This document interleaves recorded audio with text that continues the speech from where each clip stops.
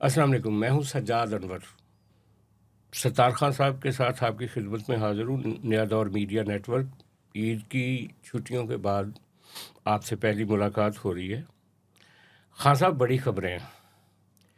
एक तरफ तो पाकिस्तान का डंका बज रहा है। वाइट हाउस ने अभी कुछ देर पहले इस बात की तस्दीक कर दिया है कि फील्ड मार्शल आसिम मुनीर साहब की मिडल ईस्ट में जो जंग जारी है ईरान इसराइल के और अमेरिका की, उसके हवाले से डोनाल्ड ट्रंप से टेलीफोन पे गुफ्तगू हुई है। ये वो ख़बर थी जो इससे पहले वाशिंगटन पोस्ट ने इसको ब्रेक किया था, लेकिन अभी थोड़ी देर पहले जो वाइट हाउस की नुमाइंदा हैं उन्होंने सहाफ़ियों से बात करते हुए इसकी तस्दीक कर दी। ये बहुत बड़ी एक समझ लें कि एक ब्रेकिंग न्यूज़ है। और ये भी वहीं से ख़बर निकली है कि जो मिडल ईस्ट में अमेरिका का नुमाइंदा ख़ुसूसी है स्टीव विटकोफ, वो और एक उनके साथ ट्रंप के एडवाइज़र हैं और बिजनेसमैन हैं अमेरिका के, जो इस सारी जंगी सूरत हाल में उनको एडवाइस भी कर रहे हैं, जेरेड किशनर। ये दोनों जो हैं ये पॉसिबली आज रात को किसी वक्त इस्लामाबाद पहुंच रहे हैं और वो इस सारी नेगोशिएशन जो ईरान और पाकिस्तान के दरमियान हो रही है वो इज़राइल और अमेरिका की तरफ से नुमाइंदगी करेंगे इस सारी गुफ्तगू में। कल प्राइम मिनिस्टर ने भी ईरानी सदर से गुफ्तगू की है। ये तो एक कहानी है कि पाकिस्तान का दुनिया में डंका बज रहा है। इतनी बड़ी जंग जो हो रही है उसका अगर कोई ड्रॉप सीन इस्लामाबाद की गुफ्तगू में होता है तो ये बहुत बड़ा एक ब्रेक थ्रू होगा। लेकिन दूसरी तरफ आपका एक दोस्त है इंडिया में बैठा हुआ, वहाँ का सीनियर जर्नलिस्ट है सुशांत सरीन। उसने एक दिन पहले इंटरव्यू दिया है एक तफसीली 2 हिस्सों में।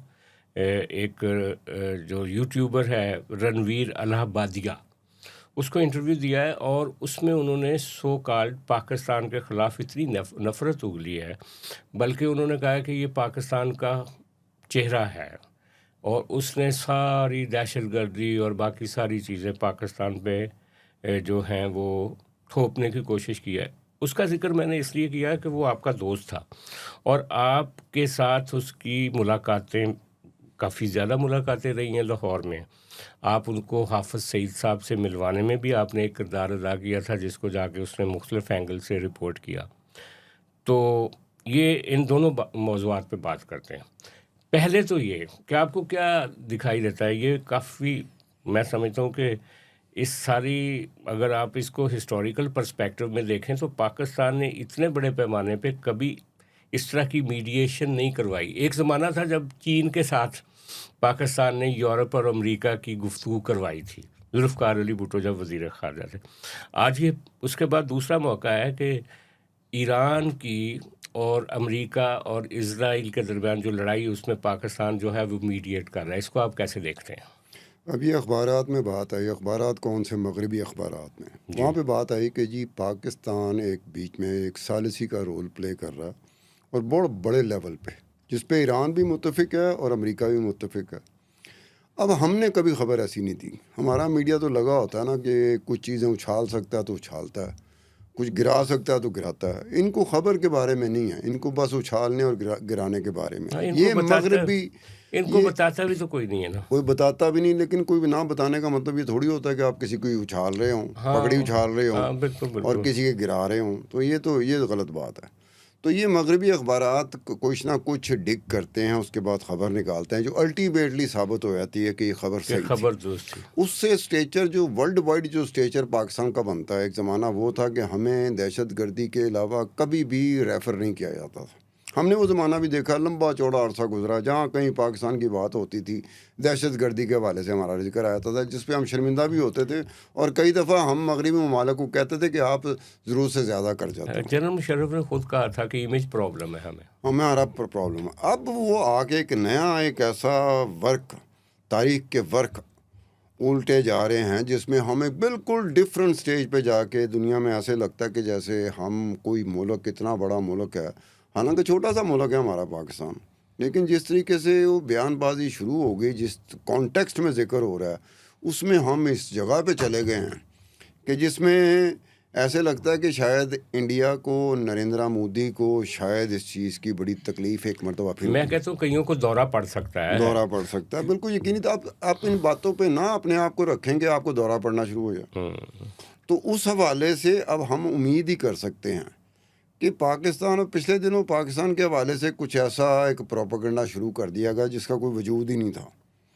वो ईरान के हवाले से और एक मसलक के हवाले से शुरू किया गया। बस समझ नहीं आ रही थी कि ईरान की तरफ से उर्दू में पाकिस्तान का शुक्रिया अदा किया जा रहा था। बड़ी अजीब सी बात है। और पाकिस्तान में बैठे हुए लोग बिल्कुल और तरह से प्रोपेगेंडा कर रहे थे। ईरानी सदर वजीर आजम से 2 दफ़ा मुलाकात कर चुका है, इन्हीं गुफ्तगू कर चुके हैं टेलीफोन पे, इन्हीं दिनों के दरमियान, इन्हीं दिनों के दरमियान। अब हमें समझ नहीं आती कि हमारा मीडिया किस काम में पड़ा हुआ है। ये अपनी एक चीज़ को उछालता है जिसका कोई वजूद नहीं होता। दूसरी तरफ ईरान लेकिन है, इसको बाहर बैठे जो यूट्यूबर हैं उन्होंने ज़्यादा उछाला। भाई उनकी रोजी रोटी है, करोड़ों रुपया स्टेक पर और है। हमारे भी इधर कई लोग थे जिन्होंने शिया सुन्नी की तफरीक पैदा करके, गुफ्तगू करके देखो ना, अपनी एक अपनी बात रोटियां है लगाने की कि कोशिश की। आप कर क्या रहे हो कि आपको शिया सुन्नी का या किसी मज़हब का मसले का आपको अपने प्रोपेगेंडा की फ़िक्र है कि हमारा प्रोपेगेंडा चूंकि बिक रहा है और ये बिकने की वजह से हम करोड़ों रुपए कमा रहे हैं। हमारे यूट्यूबर साथी जो हैं, जो बाहर बैठे हुए हैं, वो कम अज़ कम 27 मैंने उसमें से निकाले हैं यूट्यूबर जो 1 साल का 2 अरब 27 करोड़ रुपए कमाते हैं। वो किस तरह से कमाते हैं? वो इन्हीं चीज़ों से वो कमाते इसी हैं। डिसइंफॉर्मेशन से वो इस कमाते हैं। डिसइंफॉर्मेशन से और खूबसूरती से अदा करते हैं कि पाकिस्तान में एक बड़ी बड़ी लॉट है यार वो तो जो उसको मान लेती है। इंडिया पाकिस्तान की जंग में इंडिया को जिता रहे थे। हाँ। वो अब तक वो तंज कर रहे हैं इन बातों पे कि ये जो मीडिएशन है जी, कैसे पाकिस्तान मीडिएशन कर देखो सकता ना, है। ये एक बात है कि जब आपका प्रोपेगेंडा बिक रहा हो, आपको तो आप पैसे आ उसमें रहे, ज़्यादा मसाला तो डालेंगे। आप मसाला डालते रहेंगे। जिस दिन ये प्रोपेगेंडा बिकना बंद हो गया, इन्हीं लोगों ने वो बात कर रही हैं जो आज की कही हुई बात के बिल्कुल बरखिलाफ होगी बात। अच्छा, लेकिन इस सारे मसले में मैं एक जुमला कहूँगा, फिर हम वो चलते हैं सुशांत सुरीन की तरफ। जो शिया उलमा की मुलाकात हुई थी फील्ड मार्शल साहब से, जिससे ये सारा वबाल उठा, यानी जब वो फील्ड मार्शल साहब गुफ्तगू कर रहे थे, उस वक्त चाहिए था ना कुछ उलमा उठ के बात करते कि जनाब हम इस मुल्क का हिस्सा है, आप ज़रा लहजा इस तरह का रखें, ये बात अच्छी नहीं लगी या ये अच्छी नहीं लगी, उसको वो एड्रेस कर देते फील्ड मार्शल साहब। वहाँ तो किसी ने कोई बात नहीं की अंदर, नहीं वही और बात बाहर आके आपने शोर मचा दिया। बात अब क्या है, मैं एक चीज़ मानने लेकिन के इसके लिए, साथ ही एक और भी है सरदार साहब, कि मैं समझता हूँ कि ये जो मुलाकात थी ना फील्ड मार्शल साहब की शिया उलमा के साथ, काश ये वज़ीर आज़म साहब करते, क्योंकि सियासतदान को पता होता है कि उसने एक तल्ख बात को भी कितनी लफाफे में लपेट के मलफूफ अंदाज में करना है। लेकिन जब एक सोल्जर बात करता है ना, वो डायरेक्ट बात करता है। वो जो डायरेक्ट बात होती है वो बाज़ औक़ात बहुत तकलीफ़ देती है लोगों को। तो इसीलिए हालांकि सियासतदानों का वो ये काम होता है गुफ्तगू करना। सियासतदान अब खुद अपनी करतूतों की वजह से, मैं तो सियासतदानों को वोट देता रहा हूँ, आज तक देता रहा हूँ, आने वाले वक्त में भी मैं सियासतदान और सियासी जमातों को भी वोट दूंगा। लेकिन इन सियासतदानों और सियासी जमातों ने हमारे लिए स्पेस ही नहीं छोड़ी। ये जब आपस में गुत्थम गुत्था होते हैं एक दूसरे के साथ, अपने मुखालफिन, तो आप इनका हाल देख लें क्या होता है। ये भूल जाते हैं कि ये इसका फ़ायदा कोई थर्ड फोर्स उठाएगी।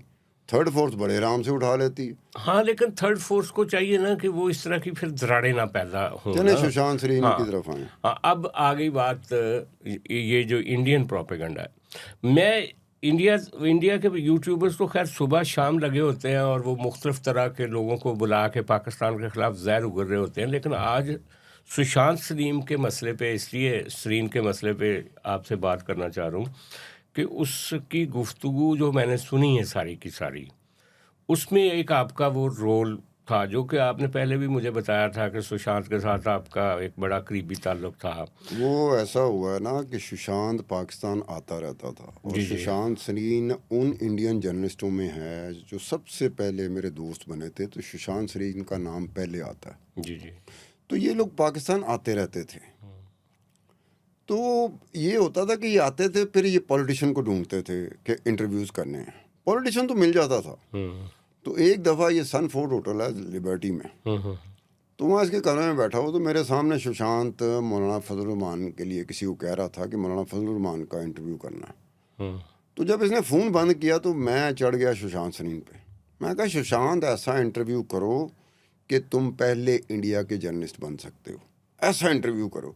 ये फजलुर रहमान वगैरह, एतजाज़ हसन, उससे पहले एतजाज़ हसन से बात कर रहा था। मैं कहा यार ये वो लोग हैं जिनके साथ इंटरव्यू चल रहे होते हैं इंडियंस के। कहते फिर कौन सा ऐसा इंटरव्यू हो सकता है।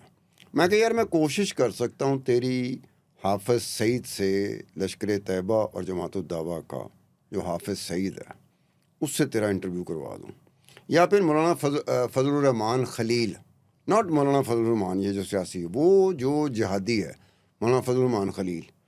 मैं क्या इन दोनों से मैं कोशिश कर सकता हूँ तेरा इंटरव्यू करा दूँ। अब तू देख कि इंडिया में तू पहला जर्नलिस्ट होगा जो इनसे इंटरव्यू कर रहा होगा, कितना तेरा नाम हो जाएगा, पूरा इंडिया तेरा नाम जान रहा होगा। सुशांत ने कहा कि फिर अटैम्प्ट करो। मैंने चुप फ़ोन किया लश्कर तैयबा, जमात-उद-दावा के और मौलाना फजलुर रहमान खलील के लोगों को। मैं कहा मैंने इंटरव्यू नहीं करना, मेरा एक दोस्त है इंडियन जर्नलिस्ट सुशांत सरीन, उसने इंटरव्यू करना है। आपने पहले बता दिया? तो हाँ पहले ही बताना था ना। तो उन्होंने कहा अच्छा हमें टाइम दें ज़रा। खान साहब आपने फ़ोन किया, मेरे उन दिनों बड़े ताल्लुकात थे। मैं चूँकि सियासी पॉलिटिकल रिपोर्टिंग नहीं करता था, मैं डिपार्टमेंटल रिपोर्टिंग करता था, डॉक्यूमेंट्स पे जाता था। सियासत के साथ ऊपर मैं सियासत के ऊपर एक लफ्ज़ नहीं लिखता था। तो उनके लिए बड़ा था कि डॉक्यूमेंट्स पे काम करता है। इसी वजह से मेरी कई मामलात में ना अपनी सोच के बावजूद कि मेरी सोच बिल्कुल डिफरेंट है इनकी सोच से, लेकिन चूँकि मैं डंडी नहीं कभी मारता था, जर्नलिस्ट था। जर्नलिस्ट को आज भी डंडी नहीं मारनी चाहिए, फैक्ट्स पे आना चाहिए।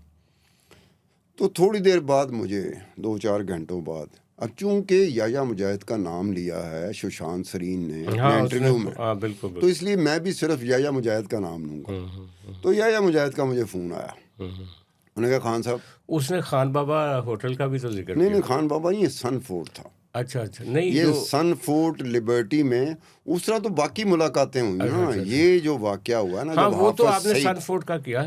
तो सन फोर्ट में मुझे फ़ोन आया याया मुजाहिद का। कहना खान साहब तुसी कल मून मार्केट इकबाल टाउन आ सकते हो, पार्किंग ही जाना। मैं कहा डन हो गया, मैं खुश हो गया।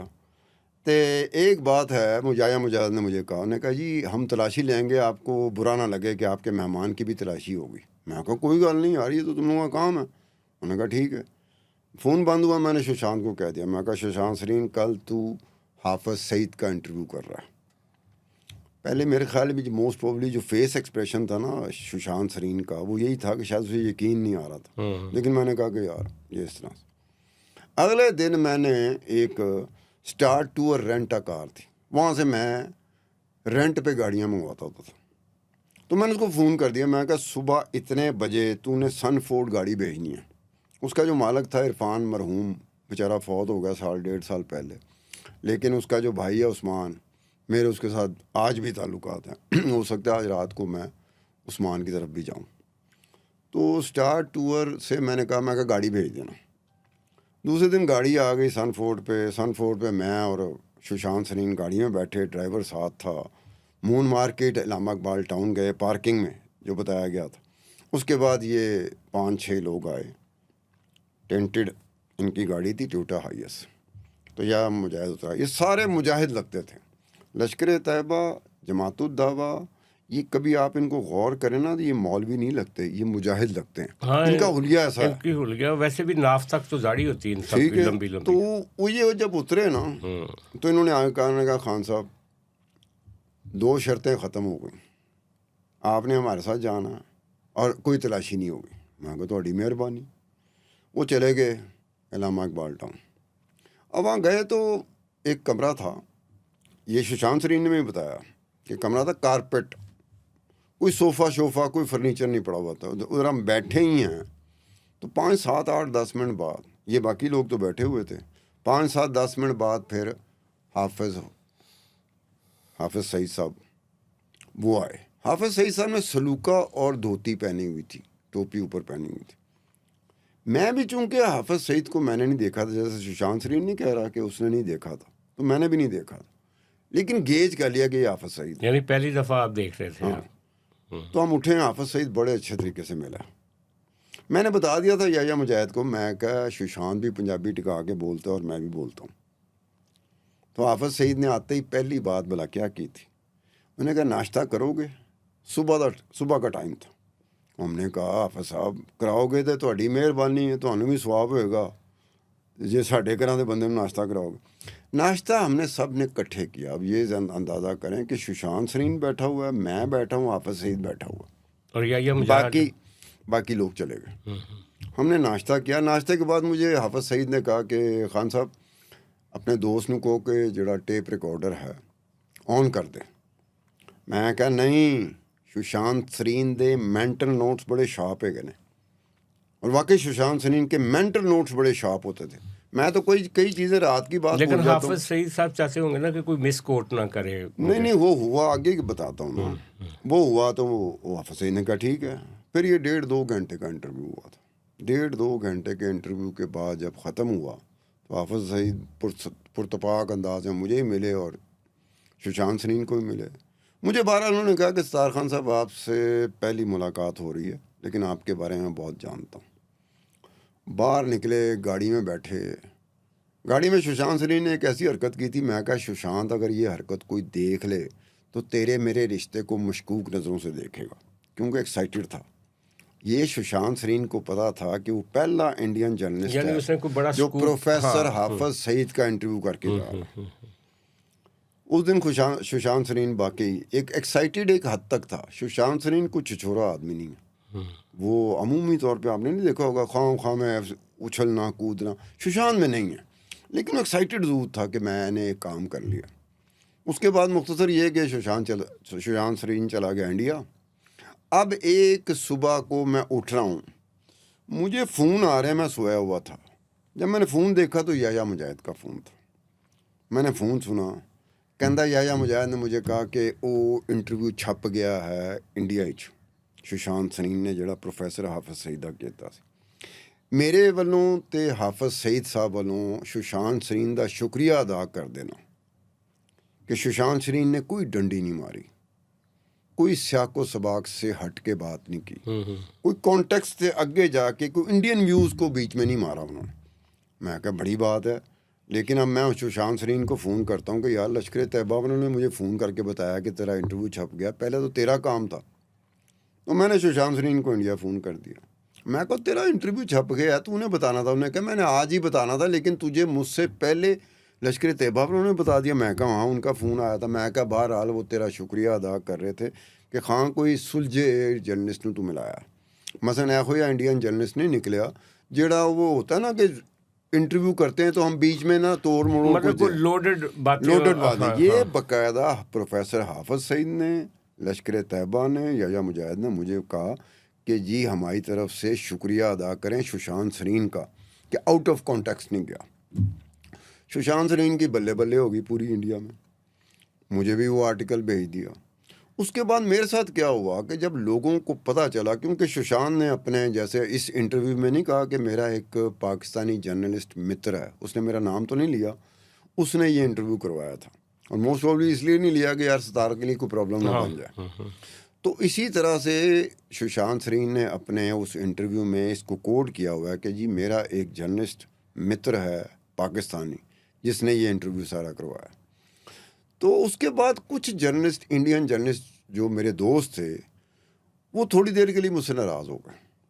उन्होंने कहा खान साहब आपने सुशांत सरीन का इंटरव्यू करा दिया, पूरे इंडिया में वो पहला जर्नलिस्ट है इंडिया का जिसने प्रोफेसर हाफिज सईद का इंटरव्यू किया, तो आप हमारा नहीं करा सकते थे।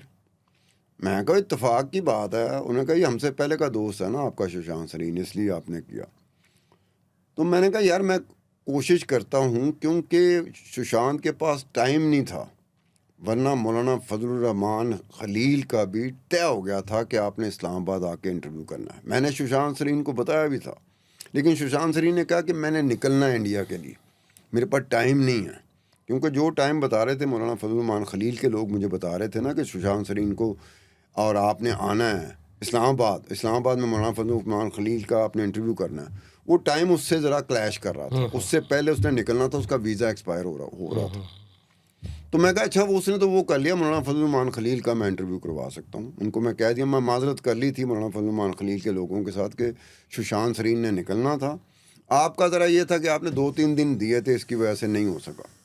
लेकिन एक जर्नलिस्ट जो था उसने हामी भर ली थी और मैंने दोबारा मौलाना फजल रहमान खलील के लोगों को फ़ोन किया था।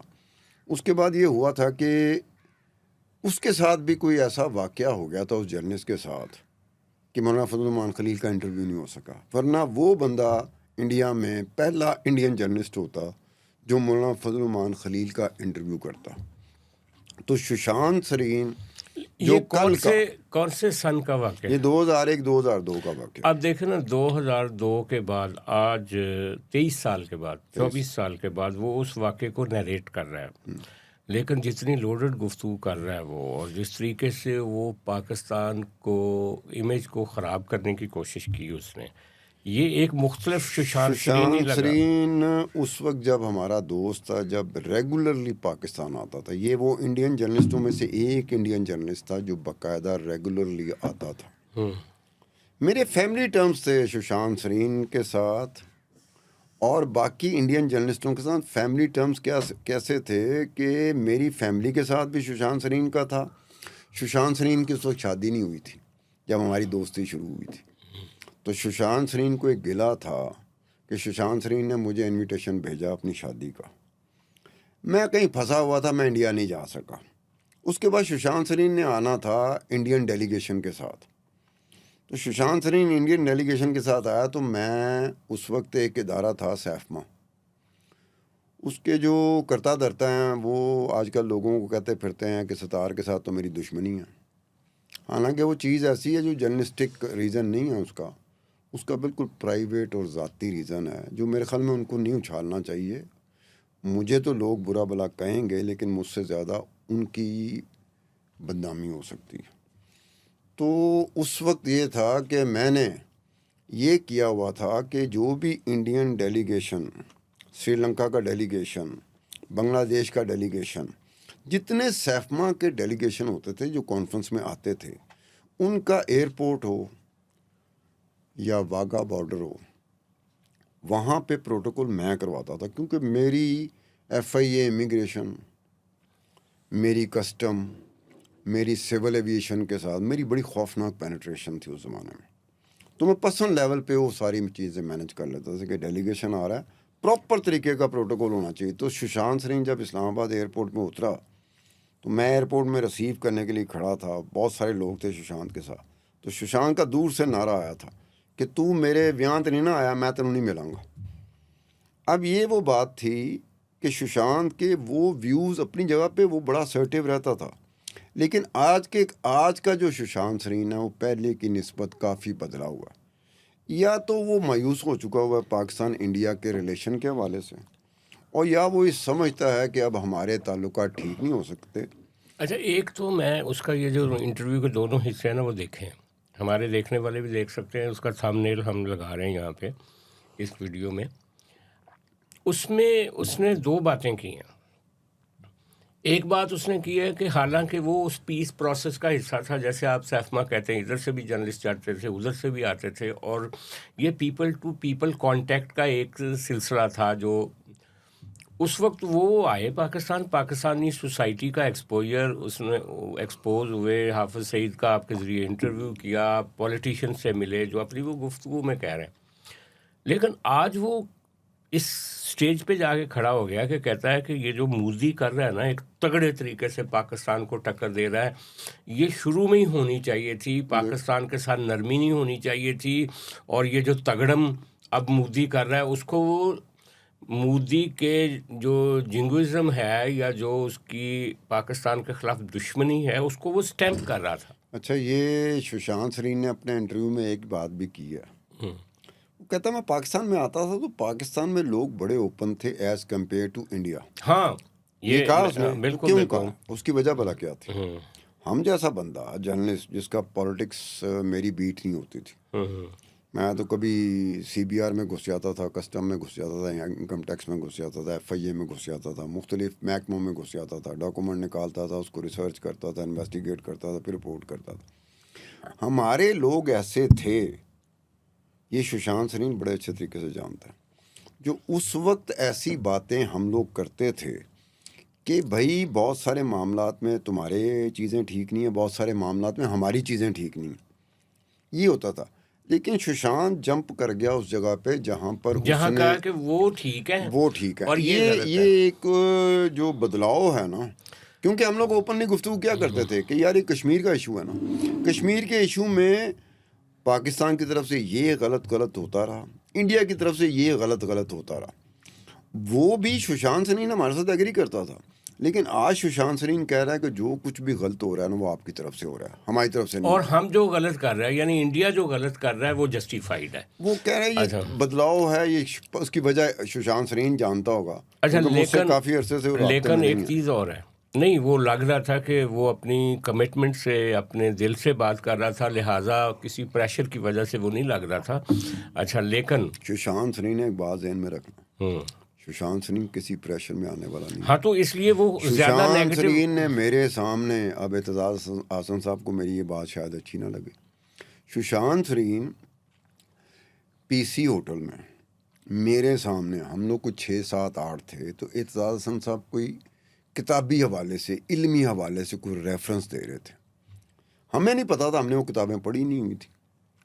सुशांत सरीन पढ़ गया था एतजाज़ हसन को। उससे क्या लगा बैठे हुए लोगों को कि सुशांत ने वो टॉपिक, वो इशू ज़्यादा स्टडी किए हुए हैं बनिस्बत एतजाज़ हसन के। यानी वेल रेड था आपका ये वेल कहना। रेड था ना, वेल अच्छा, रेड ना लेकिन होता तो कभी ना इस तरह की गुफ्तगू करता। हाँ, लेकिन प्रेशर में आने वाला बंदा नहीं लेकिन है।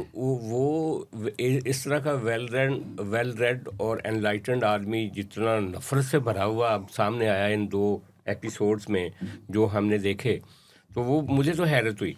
लेकिन अब वो जो उसका मौक़िफ़ था ना इन दोनों एपिसोड्स में, उसका ये कहना था कि जो पाकिस्तान के अवाम हैं, जो पाकिस्तान के लोग हैं, ये तो बिल्कुल डंप हैं, इनकी कोई राय नहीं है। जो भी कर रहा है पाकिस्तान में, वो मिलिट्री कर रही है और वो ISI कर रही है। फिर वो जिस तरह से बलूचिस्तान के इशू को एक्सप्लॉइट कर रहा था अपनी गुफ्तगू में, और जिस तरह से जो हमारी आज़ाद ये कश्मीर सुशांत सरीन जानता है कि मैं कुर्द हूँ और मेरा ताल्लुक बलूचिस्तान से है, जी जी इसलिए बलूचिस्तान की कुछ चीज़ें जो वहाँ का रहने वाला हो ना, जिसका बलूचिस्तान की मट्टी से ताल्लुक है, वो कुछ चीज़ें ऐसे ही जानता है जो बाहर का बंदा नहीं जानता। तो उसने तो अपने हवाले से बात की, क्योंकि इस वक्त वो बिल्कुल, उसने जो बात की है, मैं बड़े अरसे बाद उसको सुन रहा था, इत्तेफाक की बात है आपने ही भेजा मुझे, तो मैं उसको सुन रहा था, तो ऐसे लगा जैसे कि वो पूरी तरह मुत्तफिक है 101% what ever is being done on the part of Modi. India, हाँ। सो ये एक नया, अच्छा मैंने नया बदलाव अच्छा, वो देखा। कह रहे जी कि मैंने अपने बहुत सारे दोस्तों के जनाजे उठाए, वो मेरे दोस्त मारे गए। लेकिन जो राह कर रही है इस वक्त बलूचिस्तान में, या जो राह कर रही है इस वक्त अफ़गानिस्तान में, अच्छा वो कहता है ये ठीक है। वो अफ़गानिस्तान में जिस तरह की मनूवरिंग हो रही है उसको भी वो ओके कर रहा है, बलूचिस्तान में जो ज़्यादती हो रही है उसको भी ओके कर रहा है, और अपना उसको पता नहीं है कि इंडिया में जो मज़हब की सियासत बीजेपी कर रही है, जिस तरह से मिनॉरिटीज़ को वहाँ पे निशाना बनाया जा रहा है, जिस तरह से लोगों को उठाया जा रहा है, मारा जा रहा है, उनको गलियों में घसीट के कत्ल कर दिया जाता है। और फिर यही नहीं, वहाँ पे मणिपुर में क्या हुआ, जो वहाँ पे जो आसाम है, मणिपुर का मैंने बाकायदा वो स्टडी किया, मणिपुर का। जी जी जी दैट इज़ समथिंग, क्योंकि मेरे पे एक है ना, क्योंकि मैं एक्सप्लोर करता हूँ डिपार्टमेंटल रिपोर्टर की तरह। मुझे इससे नहीं है कि सियासी तौर पे इसको फ़ायदा होगा या उसको फ़ायदा होगा, मैं तो फैक्ट्स की तलाश में होता हूँ। मणिपुर में एक ऐसा इशू है जो बलूचिस्तान खैबर पख्तूनख्वा से बिल्कुल डिफरेंट है। बिल्कुल। उसकी वजह क्या है, वहाँ माइंस और मिनरल्स हैं, और वो जो इलाका है वो पहाड़ी और मैदानी इलाका है। पहाड़ी इलाके पे रह रहे हैं अक़लियत में, मैं उस कबीले का नाम, उस ट्राइब का नाम इस वक्त मेरे जहन में नहीं आ रहा, वो रह रहे हैं सैकड़ों साल से। वहाँ पे मादनियात, माइंस और मिनरल्स हाँ, हैं। वो कदीम है, जैसे हमारे अब चित्राल उन्होंने में क्या कैलाश किया, रहते अब हैं, ज़मीनी इलाके के जो हिंदू थे ना, जो सेटलर थे उस इलाके में, उनको अलॉटमेंट शुरू होगी वहाँ पर। उसके पीछे पूरा कॉरपोरेट सेक्टर है इंडिया का, जी जी, क्योंकि वो चाहते हैं कि वहाँ पे एक्सप्लोरेशन हो, को माइंस एंड मादनियात पे हो, तो फिर कल कलां को जाके ना इनका भी फ़ायदा हो जाएगा, हमारा फ़ायदा ज़्यादा होगा। उसकी बैकग्राउंड में ये था। लेकिन अगर आपका ये मकसद भी है तो कम से कम लोगों को मारें तो नहीं, जो इंडिजिनेट हैं, क्योंकि वो जो अब मुझे जहन में नहीं आ रहा उस ट्राइब का नाम जो अकलियत में है वहाँ पर मणिपुर में, वो ये है कि ये पहाड़ी इलाका है, उसमें उनको कहा गया कि आपको नहीं पता जिस जगह आप रहते हैं इसके नीचे सोना है, डायमंड है, हीरे जवाहरात हैं, जो हर तरह की मादनियात। वो कहते हैं कुछ भी हो, ये ज़मीनें हमारे पुरखों की है, हम इसके खुदा खादी नहीं होने भावें साडा हालात भावें जितने मर्जी से खुशहाल हो जाए। बिल्कुल। तो आपको एक तरीके से नरेंद्र मोदी हुकूमत को चाहिए था कि उनका भी भला हो जाए। तरीका तो खैर इन मुल्कों के पास है ही नहीं, ना इंडिया के पास है ना हमारे पास है। हम भी, सच्ची बात है, जब बात बलूचिस्तान की होती है तो हम भी वो जो एक पॉलिटिकली वहाँ पे जिस तरीके से एक रास्ते बनाने चाहिए थे, हमने भी वहाँ पे बहुत सारा जो फौजी जो वो जो है ना फुटप्रिंट, उसकी वजह से वहाँ पे भी प्रॉब्लम्स हैं। लेकिन ये मुल्क सीख नहीं रहा है सत्तार खान साहब, ना पाकिस्तान ने सीखा है अपनी गलतियों से जो 70 साल की गलतियां हैं, और ना इंडिया ने सीखा है, बल्कि इंडिया जो है वो इंडिया जो है इंडिया के पास मौका, उसके पास ज़्यादा मतलब एक डाइवर्सिटी थी, उसके पास उनके लोग भी थोड़ा ये बात मतलब बहुत हद तक वहाँ दानिशवर की सिविल सोसाइटी भी तगड़ी थी, लेकिन वो सारे अब सुशांत शरीन की इस बात बह से गए मोदी के इस माहौल में। मुत्तफिक भी होता हूँ जो वो बात नहीं करता कि ये कहते हैं कि अब तो वहाँ पर मोदी है तो ये है, तो ये 20 साल पहले, 30 साल पहले, 40 साल पहले भी ये बात करते थे। इस सुशांत सिंह की इस बात में वजन है। मैं भी ये महसूस करता था कि यार हमने बात बनानी है कि बिगाड़नी है।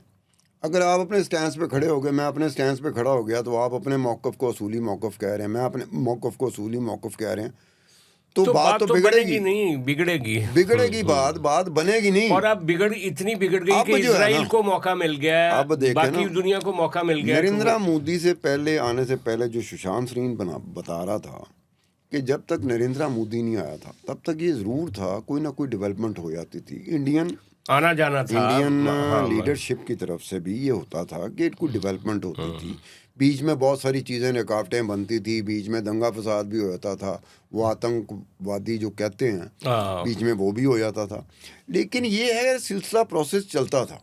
लेकिन नरेंद्र मोदी के आने के बाद उसने रोक दिया, बल्कि वो जंग की तरफ ले गया। अब वो जो है जिस यानी कतर के बाद पहली दफ़ा ये मई की जंग हुई है पिछले साल।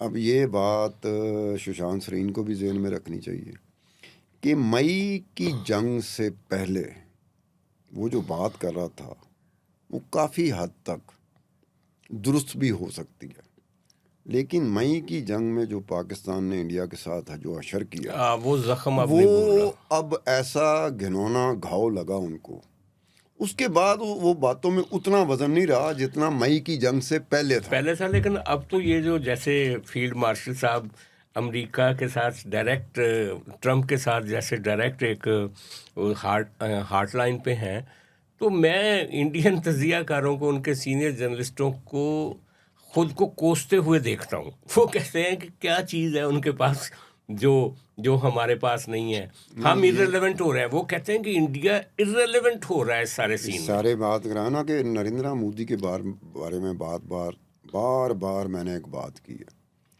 इतना कामयाब इस खित्ते में सियासी तौर पे इतना कामयाब आदमी मैंने नहीं देखा। आपने शायद देखा हो, सियासी तौर पे इतना कामयाब सियासतदान मैंने नहीं देखा जो 2014 से 2024 तक उसे कामयाबी मिलती रही। वो कामयाबी मिलने से इतना मदोश हो गया वो कि उससे गलती होगी मई में पाकिस्तान पे हमला करने की। ये उससे ज़िंदगी में वो गलती है जिसको मेरे ख़्याल में नरेंद्र मोदी भी रात के अंधेरे में सोचता होगा कि हमारा इस तरह करके ऊपर हाथ पड़ा हुआ था पाकिस्तान के। मई की जंग में तो हमने अपना बेड़ा गर्क कर दिया। हाँ, और अगर इस तरह की कोई मिसवेंचर और करेंगे तो उनका और बेड़ा गर्क हो जाएगा।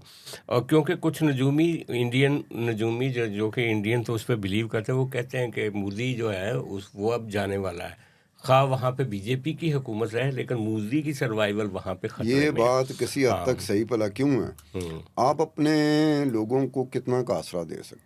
मतलब झूठ के ऊपर आप कितना चला सकते कितना हैं, चला सकते कितना हैं आसरा दे लोगों सकते हैं, को। दिलासा अभी हो हाँ, जाएगा, अभी कल हो जाएगा, परसों हो परसों हो जाएगा। जाएगा। वो एक सैचुरेशन पॉइंट आ जाता है जहाँ पे जिसको आप दिलासा दे रहे होते हैं ना, वो सीधा हो जाता है, भाजी इन्ने साल तो हो गए ना दिलासा दे रहे हो, कुछ भी नहीं होया। यार तो ये जो उसका सैचुरेशन पॉइंट है ना, ये मोदी को ले बैठ सकता यार ये जो उनका सबसे बेस्ट जो फोर्स मैगजीन का एडिटर भी है प्रवीण साहनी, उसका एक एक वीलॉग आप देखें तो वो पाकिस्तान को नंबर दे रहा है हर अपने वीलॉग में। वो कहता है पाकिस्तान रेलेवेंट हो रहा है और इंडिया इररेलेवेंट हो रहा है।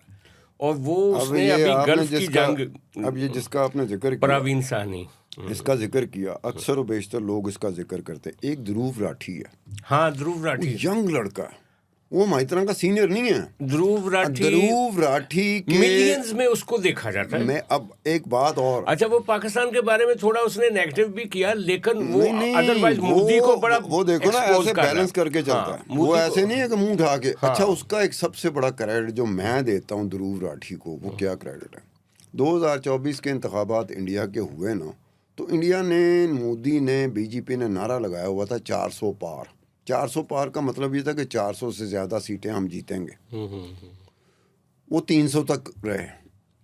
उसके बाद जो बीजेपी और इंडिया की हुकूमत ने बाकायदा, जैसे बाकियों को उन्होंने कहा ना कि रिस्पॉन्सिबल हैं, उन्होंने ध्रुव राठी को भी रिस्पॉन्सिबल उन्होंने डिक्लेयर कहा किया ध्रुव राठी कि की इसकी वजह से हमें 400 पार यानी 400 से ज़्यादा सीटें नहीं मिली। नहीं जा अब अंदाजा करें कि एक यंग लड़का, और वो भी इंडियन जर्मनी है, में बैठा हुआ है, वो जर्मनी में बैठा और हुआ है, उसकी वाइफ भी जर्मन उसकी औरत है, वाइफ भी अच्छा, जर्मन है। लेकिन क्या वो लड़का है, क्या ब्रिलियंट है, क्या रिसर्च के साथ आता है। बहुत। वैसे एक बात है, मैं बहुत कम लेकिन पाकिस्तान में मुजम्मल शाह जो आपके दोस्त है ना, सैयद मुजम्मल, मुजम्मल शाह, यार वो भी मैं समझता हूँ कि उसी लेवल का है। अगरचे सैयद मुजम्मल जो है उसकी व्यूअरशिप लाखों में है, उस लेकिन पाकिस्तान के हिसाब से। हाँ, अच्छा, एक थोड़ा सा क्रेडिट मुझे भी दे दें। एक टीवी चैनल था, उसका मैंने डिजिटल ज्वाइन किया, तो मुझे मुजम्मिल पहली मरतबा मिला। मैं मुजम्मिल को नहीं जानता था। तो मुजम्मिल ने कहा कि आप मेरे शो में बैठेंगे। मैं कहा मुझसे 15 मिनट बात करो। जब उसने 15 मिनट बात की ना मुझसे, मैं कोई ये इस काबिल है, मैं कहा मुजम्मिल तू जितने शोज़ में मुझे अपना गेस्ट बिठाएगा मैं फ़ौरन से पहले आऊँगा। क्यों? तेरे में मैंने डेप्थ देखी है, तू जज्बाती होके बात नहीं करता, एक होता भड़क मारना। नहीं वो बंदा कमाल है उसके यार। बाद फिर मैंने मुजम्मिल को कहा था, मैं कहा मुजम्मिल अगर तेरे रास्ते में कोई बड़ी रुकावट ना आई तो बहुत आगे जाएगा। Ultimately proved. हाँ, अल्टीमेटली प्रूव। आज के लिए इतना ही, कल फिर आपसे मुलाकात होगी। बहुत शुक्रिया।